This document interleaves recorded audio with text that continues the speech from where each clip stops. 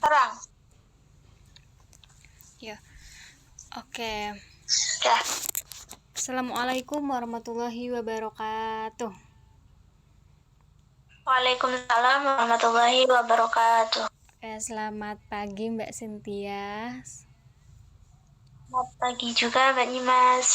Oke, alhamdulillah kita masih bisa diberi kesempatan ya untuk pertemuan Meet kali ini.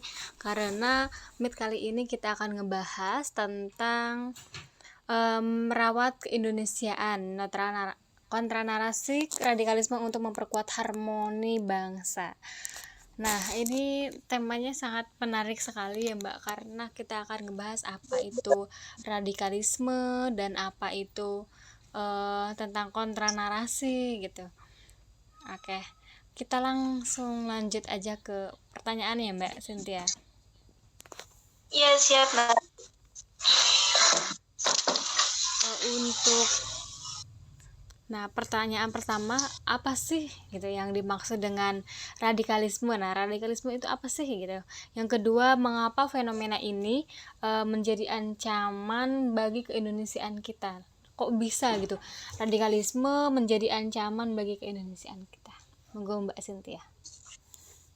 Oke, nah jadi radikalisme itu paham atau ideologi yang menginginkan perubahan secara mendasar atau menyeluruh.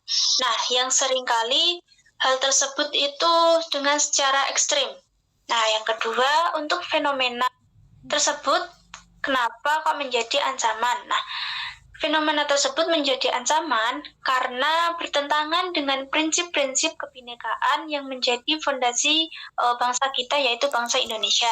Nah, radikalisme seringkali mempersempit pandangan atau menolak keberagaman dan berpotensi memecah belah masyarakat Indonesia. Wah, Jadi bahkan gitu, Mbak. bisa sampai memecah belah gitu ya. Saking apa ya? Karena harmoni itu kan sangat dibutuhkan gitu di sini. Gitu ya. Ya, betul. Nah, sekarang giliran saya nih bertanya kepada Mbak Nimas. Bagaimana sih kita bisa memahami dampak radikalisme tersebut terhadap harmoni sosial di negara kita ini? Radikalisme sendiri itu kan menciptakan segregasi sosial ya Mbak. Adanya kelompok-kelompok tertentu yang merasa lebih unggul atau eksklusif dibandingkan yang lain. Nah, akibatnya di sini muncul konflik horizontal, baik dalam bentuk diskriminasi, intoleransi maupun kekerasan. Nah, ini tentu melemahkan kohesi sosial yang seharusnya menjadi kekuatan utama bagi bangsa kita. Nah, di sini kita lihat bahwa intoleransi gitu, tidak mentoleransi ini bisa melemahkan sosial. Karena kan satu harmonisasi itu atau satu harmonis itu gak mungkin akan terjalankan jika seorang itu tidak saling menghargai atau mentoleransi satu sama lain gitu. Makanya itu akan membentuk bahwa jika individu sendiri itu bisa harmonis, bisa saling menghargai, maka lingkungan, masyarakat, bahkan bangsa negara kita pun bisa harmoni gitu. Ya, betul, Mbak. Oke. Mungkin sekarang saya yang bertanya ya, Mbak. Nah, saya bertanya nih ke Mbak Cynthia, bagaimana sih atau dalam konteks merawat keindonesiaan, apa yang Mbak Cynthia maksud dengan kontra narasi radikalisme? Nah, kita kan tadi udah ngebahas radikalismenya. Nah, sekarang kita akan ngebahas tentang apa sih itu kontra narasi radikalisme. Oke, nah jadi kontra narasi radikalisme ialah upaya menciptakan narasi tandingan untuk melawan ide-ide radikal tersebut. Nah, dalam konteks keindonesiaan ini berarti mempromosikan nilai-nilai Pancasila, kebinekaan, toleransi, dan juga gotong royong. Nah, narasi-narasi ini harus mampu menarik hati masyarakat, terutama generasi muda, agar tidak berpengaruh oleh ideologi radikal tersebut. Jadi, yaitu kontra narasi menciptakan atau memunculkan tandingan untuk melawan ide-ide radikal tersebut. Oke, jadi ide-ide yang harusnya tidak ada gitu ya kan, karena masyarakat kita ini sangat sensitif gitu jika mendengar radikalisme, apalagi ini digabungkan dengan kontra narasi gitu. Kontra narasi radikalisme apa itu bagi mereka, orang-orang awam atau orang yang tidak tahu, bahkan orang yang tahu pun akan mencari tahu gitu apa itu radikalisme, kenapa ada kayak kontra narasi radikalisme gitu sampai segitunya dalam konteks ini gitu, dalam keharmonisan ini. Oke. Nah, selanjutnya saya ingin bertanya kepada Mbak Nimas, bagaimana sih menurut Mbak Nimas dan apa peran pendidikan dalam membangun kontra narasi ini? Oke. Peran pendidikan, kita ketahui bersama bahwa pasti sangat penting ya Mbak, pendidikan itu sangat penting dalam hal apapun untuk membangun suatu generasi gitu.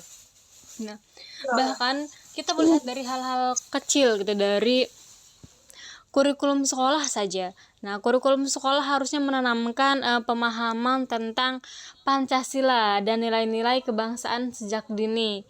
Guru-guru juga harus menjadi agen perubahan yang membentuk karakter siswa sehingga mereka tumbuh menjadi individu yang toleran, kritis, dan cinta tanah air. Nah, biasanya siswa-siswa kayak siswa SD itu kan sudah ditanamkan ya Mbak, sudah ditanamkan cinta tanah air, dan mereka harus menetapkan bagaimana tanah air, kayak cinta tanah air itu dibuktikan dengan hal apa saja gitu.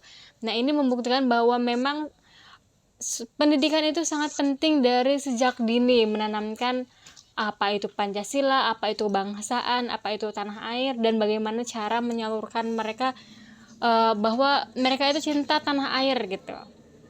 Seperti itu Mbak. Nah, baik Mbak. Kita masih menyambung ke pendidikan Mbak.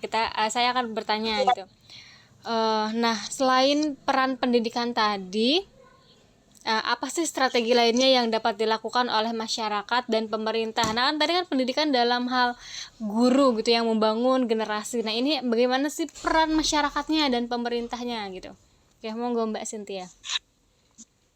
Jadi pemerintah dan masyarakat itu dapat memperkuat regulasi dan pengawasan terhadap penyebaran konten radikal di Indonesia, yang terutama di media sosial ya Mbak. Nah, masyarakat juga memiliki peran untuk membangun dialog lintas agama dan budaya, memperkuat komunitas, serta menyebarkan konten positif yang menginspirasi. Nah, di zaman sekarang ini banyak banget nih anak-anak muda ataupun yang masih di bawah umur lah. Nah, itu banyak sekali menerima informasi itu hanya setengah-setengah saja dan tidak menyeluruh. Nah, dengan informasi-informasi tersebut itu menjadikan kurangnya pemahaman terhadap mereka, apa sih radikal itu, apa sih kontra narasi itu. Nah, jadi gitu Mbak. Oke, saya ingin menyampaikan satu hal dulu ya Mbak. Jadi dalam konteks radikalisme yang kita bahas ini dengan kontra narasi radikalisme, bahwa ternyata kata radikalisme itu banyak kontraknya gitu dengan satu hal yang dinarasikan dalam radikalisme, bahwa yang kita bahas itu kan radikalisme itu kan pemahaman tentang ideologi. Nah, sedangkan masyarakat itu menyimpulkan bahwa radikalisme itu satu hal yang sulit atau satu hal yang wah ini sudah tidak baik atau satu hal yang buruk gitu dalam radikalisme, bahwa mereka beranggapan radikalisme aja mereka beranggapan itu adalah sudah jelek gitu, padahal radikalisme sendiri itu kan adalah ideologi yang dikembangkan gitu, yang dimanfaatkan gitu kan. Itu kan masalahnya kan ideologi gitu, suatu hal gagasan yang dibentuk dari bawah atau dari dasar untuk membangun suatu hal. Nah, sedangkan masyarakat itu memahami bahwa radikalisme itu suatu hal yang jelek yang seharusnya tidak ada gitu kan ya. Nah, untuk kontra narasi itu kan bagaimana cara kita memahami harmoni keindonesiaan ini, bagaimana cara kita menjaga harmoni bangsa kita dengan satu hal yang toleran atau pemikiran-pemikiran yang baru, sehingga pemikiran yang baru itu terinovasi dan diamalkan atau dijalankan oleh masyarakat gitu. Mungkin dari Mbak Cynthia ada untuk closingan? Untuk closingannya, kan tadi udah dijelaskan dari awal apa itu radikal, apa itu kontra narasi, dan juga bagaimana kita merawat harmonis di Indonesia tersebut. Nah, jadi ya itu cukup untuk bisa dipahami, apalagi nanti ini podcastnya mau diunggah ke YouTube. Nah, semoga nanti dengan podcast ini bisa membantu masyarakat-masyarakat untuk lebih lanjut memahami tentang apa itu radikal dan juga kontra narasi. Oke, mungkin pembahasan kita di sini saja ya Mbak, cukup sampai sini. Nanti kita akan ditunggu podcast-podcast kita selanjutnya yang lebih menarik. Semoga podcast kita ini atau pembahasan kali ini bisa bermanfaat untuk kita semuanya, dan terima kasih juga ke Mbak Cynthia. Oke, mohon maaf bila ada kesalahan dari saya sendiri. Wabillahi taufiq wal hidayah. Wassalamualaikum warahmatullahi wabarakatuh. Waalaikumsalam warahmatullahi wabarakatuh.